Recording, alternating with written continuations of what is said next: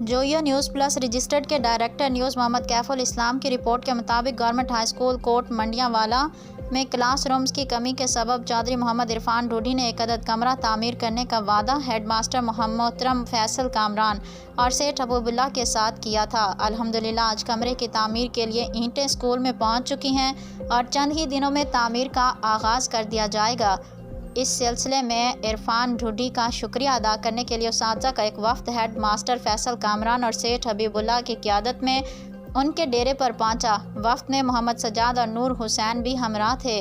इन सब ने इरफान ढूडी और उनके भाई मोहम्मद शहबाज ढूडी की इस काविश पर नेक ख्यालात और जज्बात का इजहार किया और उनकी सेहत, सलामती और कारोबार में बरकत के लिए दुआ की। अल्लाह पाक उनकी ये नेकी कबूल व मंजूर फरमाए। आमीन या रब्बुल आलमीन।